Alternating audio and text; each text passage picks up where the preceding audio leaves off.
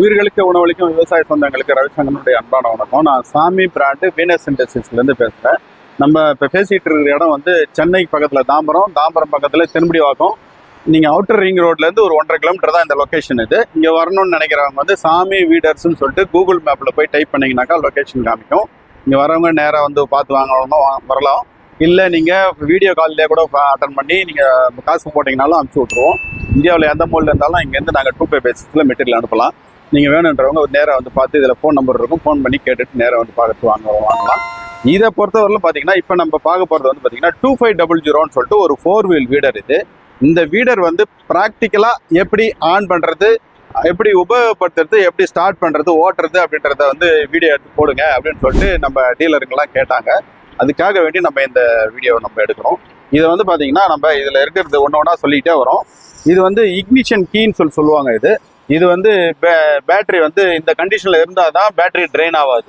இது வந்து இப்படி திருப்பி வச்சிட்டிங்கனாக்கா இது ஆன் கண்டிஷன். இது ஆன் கண்டிஷனில் நீங்கள் அப்படியே விட்டுட்டு போயிட்டீங்கன்னா என்ன ஆகும்னா பேட்டரி ட்ரெயின் ஆகிட்டே இருக்கும். அதாவது பேட்டரி சார்ஜ் குறைஞ்சினே சீக்கிரமாக போயிடும். அதனால் வந்து நீங்கள் உபயோகப்படுத்தி முடிச்ச உடனே இது என்ன பண்ணணும்னா இந்த கண்டிஷனில் வைக்கணும்.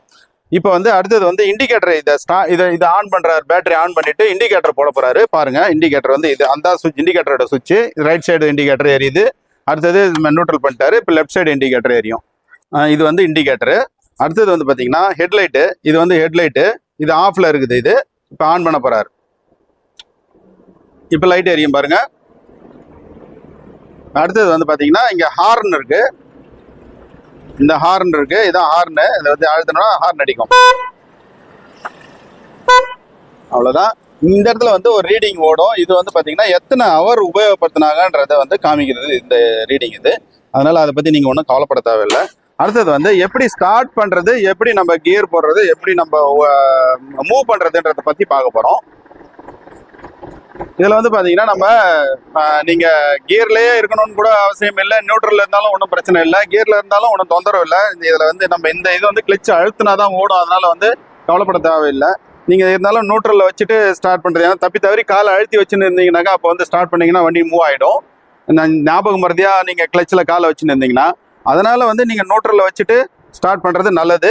இருந்தாலும் கியரில் இருந்தாலும் நீங்கள் பாதுகாப்பாக உபயோகப்படுத்துகிற மாதிரி இருந்தால் கியரில் இருந்தாலும் ஒன்றும் பிரச்சனை வராது. ஆனால் கிளச்சை அழுத்தின்னு இருக்கக்கூடாது.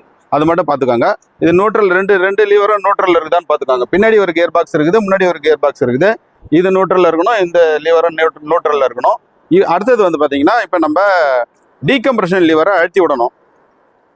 அது காமிக்கிறார் பாருங்க, அதுதான் டீகம்ப்ரஷன் லீவர். இப்போ அது நிற்கலை இல்லையா, அது நிற்காம இருக்கும். இந்த மாதிரி கண்டிஷனில் என்ன பண்ணணும்னா இதை வந்து கொஞ்சம் லைட்டாக இப்படி இழுத்து விட்டீங்கன்னாக்கா அதுக்கப்புறமா இப்போ அழுத்துனீங்கன்னா நிற்கும். நின்றுச்சா? இப்போ அது மாதிரி தான் நம்ம நின்ன உடனே இது வந்து ஆக்சிலேட்டர் லீவர்னு பேர்.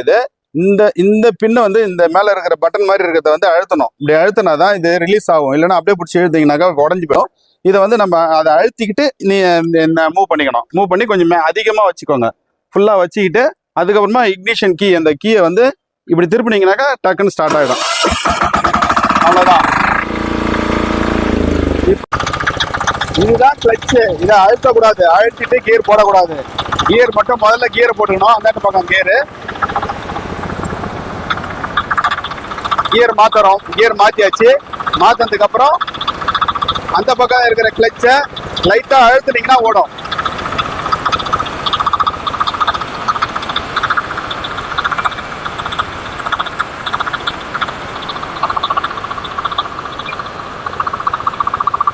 அடுத்தது இதுல முக்கியமான சமாச்சாரம், நீங்க உங்களுக்கு 4 வீல் டிரைவ் வேணும்னாக்கா இதுல 4WDன்னு இருக்கும். இதுல மாத்திக்கணும்.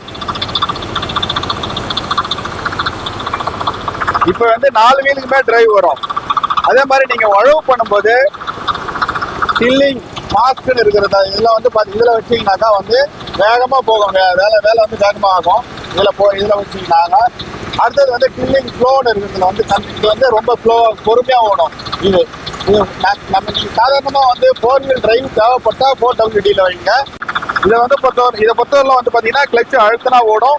உங்களுக்கு வேகம் எவ்வளோ வேகம் வேணுமோ அந்த வேகத்துக்கு தகுந்த மாதிரி நீங்கள் வந்து கியர் மாற்றிக்காங்க. 3வது கியர் மேலே இருக்கிறது வந்து ரிவர்ஸ் கியரை வச்சு நீங்கள் கிளச்சு அழுத்தினா ரிவர்ஸில் போகும்.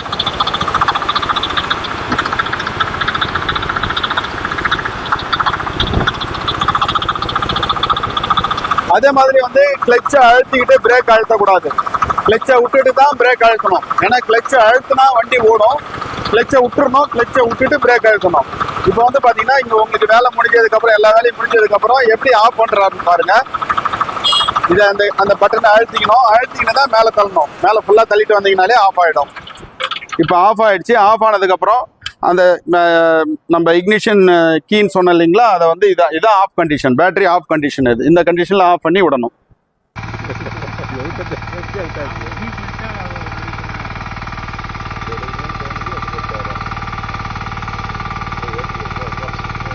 நல்லா ஏற்கனவே தான் போடணும்பா.